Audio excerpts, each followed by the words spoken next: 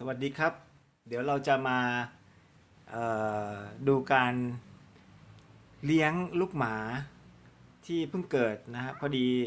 เจ้าตัวเนี้ยเนี่ยแม่เขาไม่สบายหนักเขาก็เลยต้องได้รับการดูแลอย่างใกล้ชิดจากเจ้าของนะครับอันนี้เขาอายุยังไม่ถึงสัปดาห์นะครับไหนทักทายหน่อยสิลูกทักทายหน่อยหิวแล้วอ่าหิวแล้วอ่ะเดี๋ยวนะเดี๋ยวไปเตรียมนมก่อนนะนมที่เราจะใช้นะครับเป็นนมแพะก็ซื้อจากทางคลินิกของสัตวแพทย์มานะครับในแต่ละครั้งที่คุณหมอเขาจริงๆคุณหมอเขาจะให้บอกให้ใช้ประมาณสักป้อนครั้งละ3ซีซีนะครับแต่ว่าโดยประสบการณ์ที่เคยเลี้ยงลูกแมวเล็กๆมาก่อนก็จะให้ประมาณ10ดีกว่า10ซีซีนะครับเดี๋ยวเราจะเอานมที่ได้อันนี้นะครับไปเข้าไมโครเวฟประมาณสัก10วินาทีก็ลองเทสดูนะครับว่ามันจะอุ่นๆไหมคือถ้ายังเย็นอยู่ก็เพิ่มอีกนิดนึงอะไรเงี้ยเดี๋ยวเราใช้เวลาประมาณสัก10วินาทีนะครับ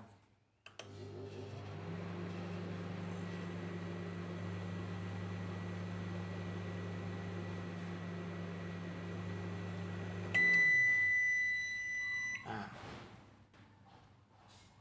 ลองดูที่10วินาทีแล้วปรากฏว่านมก็ยังเย็นอยู่นะครับเนื่องจากเราแช่ตู้เย็นก็ลองอีกสัก10วินาทีเริ่มจากที่เลข9นะครับก็ประมาณสัก10วินาทีแล้วก็หยุดโอเคเมื่อกี้ลองเช็คดูลองอุ่นไป10วินาทีแรกก็ยังไม่อุ่นนะครับตอนนี้เราก็อีก10วินาทีนะครับตอนนี้อุ่นๆใช้ได้ละเดี๋ยวรอสักครู่ครับ ก่อนที่จะให้ลูกหมากินนมนะครับเนื่องจากโดยธรรมชาติเนี่ยลูกหมาเนี่ยเขาจะต้องได้รับการกระตุ้นจากแม่ก็คือต้องมีอึมีฉี่ด้วยนะครับไม่งั้นเขาจะปวดท้องเอางี้ดีกว่าเขาจะปวดท้องหรือเขาจะไม่สบายตัวนะครับเเราจะช่วยด้วยวิธีการเอากระดาษทิชชู่นะครับมาแบบกระตุ้นตรงอวัยวะเพศเขานะให้เขาฉี่แล้วก็หรือทางที่ก้นด้วยนะฮะให้เขาอึนะครับแล้วก็ใช้วิธีการทำอย่างเงี้ยนะครับถูแบบเคาะเบาๆนะครับเคาะเบาๆให้เขาได้อึได้ฉี่ไม่งั้นนี่เขาจะไม่กินอาหารหรือกินได้แต่ไม่เยอะนะฮะเนี่ยอย่างเงี้ยนะครับเนี่ยฉี่ออกมาละนะฮะถือว่าโอเคแล้วเดี๋ยวก็เขาก็จะกินให้เวลากินนมครับ แต่โดยจริงๆแล้วเนี่ยคุณหมอสั่งว่าให้กินนมแค่ประมาณ3ซีซีนะครับเนื่องจากเขาตัวเล็กแต่โดยประสบการณ์ที่ผมเคยเลี้ยงแมวมาเนี่ยตัวเล็กขนาดนี้เหมือนกันก็จะให้เขาในช่วงแรกก็เคยให้ประมาณสัก5ซีซีแต่ดูจากเเนื่องจากเป็นหมาเนี่ยผมก็จะให้ประมาณสัก10ละกันนะครับไม่งั้นเขาจะโตช้ามากแล้วเราก็จะลำบากยาวนะครับโอเคฉีดมาแล้วนะฮะจากนั้นเราก็นี่ครับนมที่เราอุ่นจากไมโครเวฟแล้วให้อุ่นๆนิดนึงอะไรอย่างเงี้ยนะครับแล้วก็จะใช้ไซลิงนะครับดูดนมมา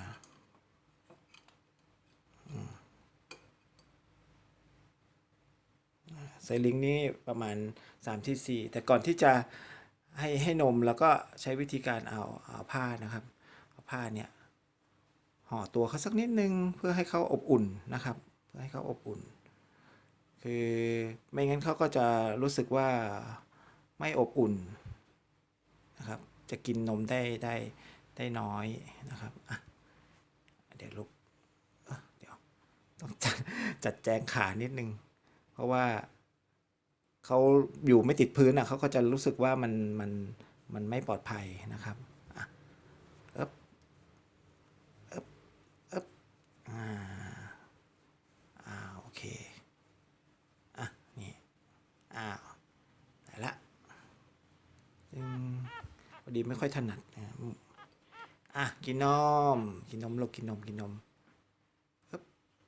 เอ๊บอ่ากินนมอ่าเห็นไหมส่งเสียงจับแจ๊บเลยเนี่ยส่งเสียงจับแจ๊บแสดงว่าหิวมาก ก็คุณหมอให้บอกว่าให้กินนมประมาณสัก2-3 ชั่วโมงนะแต่ว่าอันนี้เราพอจะสะดวก2 ชั่วโมงหรือ3 ชั่วโมงก็ได้นะครับ ตามความสามารถของเรานะครับก็ใจเย็นๆไม่ต้องรีบให้เขากินมากมายนัก เพราะว่าเดี๋ยวจะสำลักแล้วมันจะยุ่งอีกนะครับอ่ะ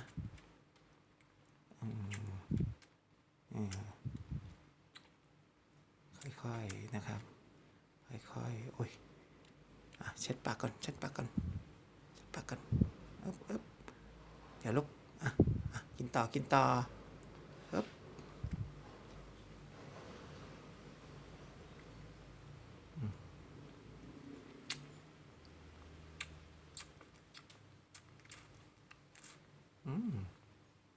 เป็นยังไงล่ะอร่อยไหมอันนี้สลิงอันนี้3 ซีซีนะครับ3 ซีซี3 ซีซี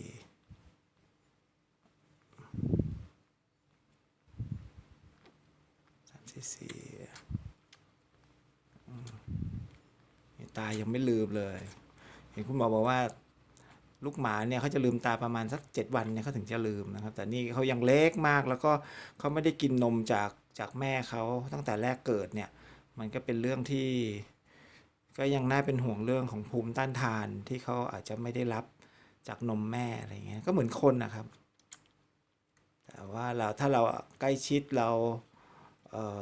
ให้นมให้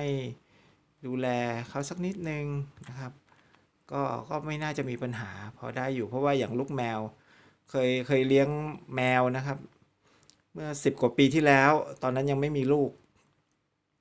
ก็เอามาเลี้ยงอย่างนี้แหละเล็กอย่างนี้เหมือนกันแล้วก็ทุกวันนี้เขาก็ยังมีชีวิตอยู่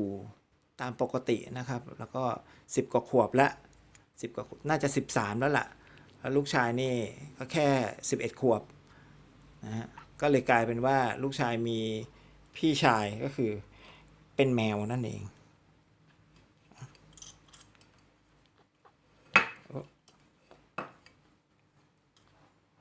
เดี๋ยวลูกเดี๋ยวแป๊บนึงเอ้าทำไม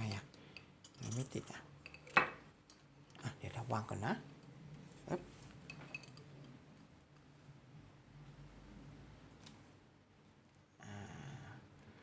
เดี๋ยวจะให้อีก3 ซีซีเดี๋ยวห่อก่อนแล้วเขาก็พยายามโดยธรรมชาติเนี่ยเวลาเขากินนมแม่เขาก็จะแบบเอาเท้าถีบไปด้วยถีบเต้านมเพื่อให้นมออกอะไรเงี้ยแต่เนื่องจากว่าพอเราต้องมาให้นมอย่างเงี้ยเราก็ต้องไม่งั้นขาเขาจะแบบป่ายไปเรื่อยอะไรเงี้ยอาจจะไม่สะดวกต่อมากินนมต่อนะอึ๊บนั่นแหละลูกอึ๊บ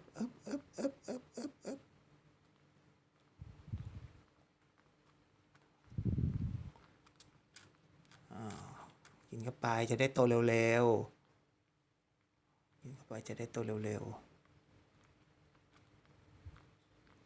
คือการที่เลี้ยงลูกหมาลูกแมวในวัยเล็กขนาดนี้อาจจะด้วยเหตุความจำเป็นต่างๆนานาประการนะครับไม่ว่าจะเป็นแม่เขาป่วยหรือว่าเป็นลูกหมาลูกแมวที่หลงทางมาแล้วเราก็รับเลี้ยงอุปการะไว้เนี่ยเราก็จำเป็นที่จะต้องดูแลเขาอย่างใกล้ชิดนะครับอย่างการให้นมเนี่ยก็คือควรจะให้ทุกๆ2-3 ชั่วโมงนะครับคือใครจะว่าอย่างคุณหมอบอกว่าให้แค่3 ซีซีเนี่ยแต่ผมขอค้านนิดนึงเพราะว่า คือเราไม่มีเวลาจะต้องมานั่งดูแลเขาได้ตลอดเดี๋ยวก่อนลูกเอาอีกกินนมอัพ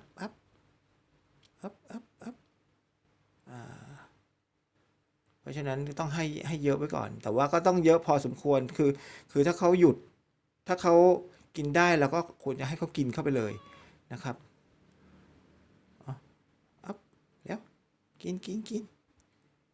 อีกนิดนึงลูกไหนอะไรไหนลิ้นอ่ะจับตัวเนี้ยเขาเป็นอะไรอ่ะเขาเป็นลูกหมาที่พอเวลาให้นมสงสัยจะอิ่มแล้วถ้าอิ่มก็หยุดก็ได้นะครับก็คือให้แค่เนี่ยดูแล้วน่าจะประมาณสัก5 cc นะครับเพราะว่าเมื่อเช้านี้ให้ไปเต็มละนะครับโอเคทีนี้เดี๋ยวเขาจะต้องนอนนะครับเดี๋ยวเขาจะต้องนอนเพราะฉะนั้นตัวนี้เขาคือจะกินอีกเหรอลูกหรือยังไงอัพอีกไหมนมอีกไหมนมอีกเปล่าไม่เอาละเอาป่ะ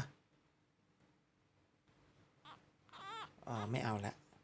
อันนี้เราก็ต้องดูสังเกตอาการเอานะครับว่าเขายังจะกินต่อไหมหรือเขาไม่กินทีนี้เจ้าตัวเนี้ยเขาสังเกตอย่างหนึ่งว่าเวลากินอิ่มแล้วเนี่ยท้องเขาจะป่องตรงนี้เขาจะป่องเห็นไหมครับเนี่ยป่องออกมาข้างๆเนี่ยนะครับแล้วก็เขาจะต้องคือถ้าปล่อยลงไปเลยอย่างเงี้ยเขาก็จะไม่นอนอ่ะมันมีเทคนิคหนึ่งก็คือจะต้องเอาให้ความอบอุ่นเขาโดยธรรมชาติเขาต้องอยู่กับแม่ตัวแม่เขาก็จะอุ่นๆใช่ไหมครับแต่ว่าเนื่องจากว่าพอไม่มีแม่เนี่ยเขาก็จะพล่านไปทั่วนะครับผมก็เลยใช้วิธีการเอา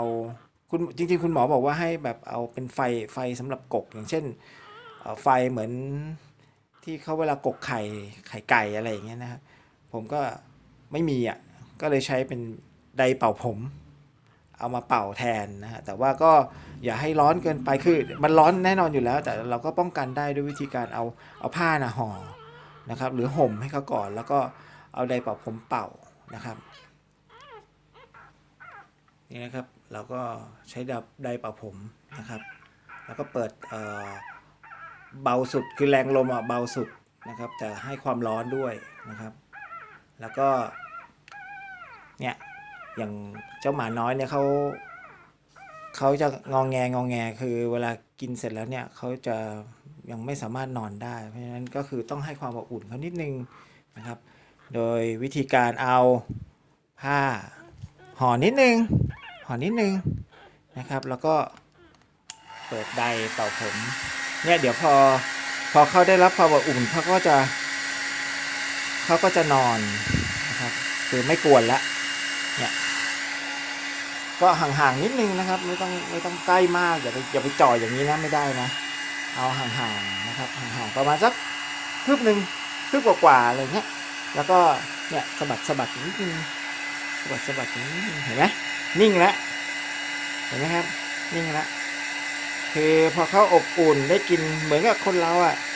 กินอิ่มท้องอุ่นนะครับที่นอนสบายๆแล้วก็จะไม่ค่อยเกเรนะครับเด็กๆก็เหมือนกันลูกสัตว์อย่างนี้ก็เหมือนกันนะครับก็อันนี้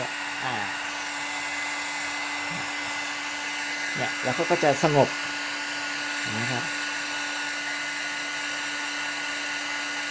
แล้วก็จะไม่ค่อยกวนละง่ายๆนะครับคือบางทีเราก็ต้องคิดแบบถ้าเป็นธรรมชาติของสัตว์เนี่ยเขาจะอยู่ยังไงอะไรเงี้ยบางครั้งเราก็ไม่จำเป็นที่จะต้องไปเตรียม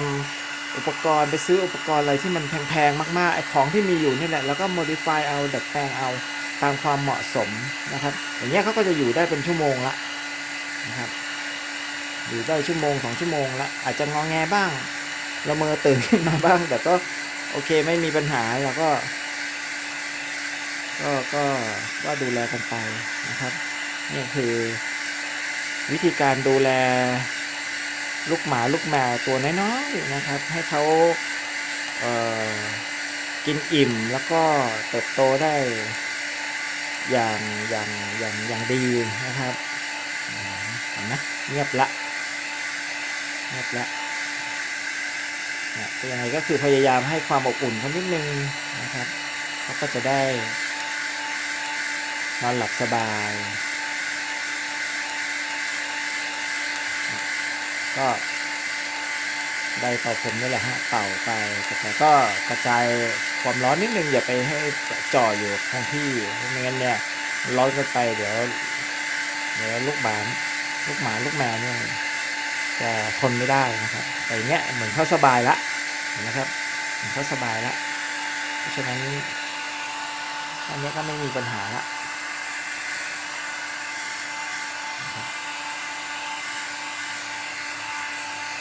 โอเคสำหรับวันนี้ก็จบการดูแลลูกหมาตัวน้อยนี้นะครับที่มีอายุแค่ประมาณยังไม่ถึง1 สัปดาห์นะครับด้วยวิธีการดูแลง่ายๆเพียงเท่านี้นะครับขอบคุณครับ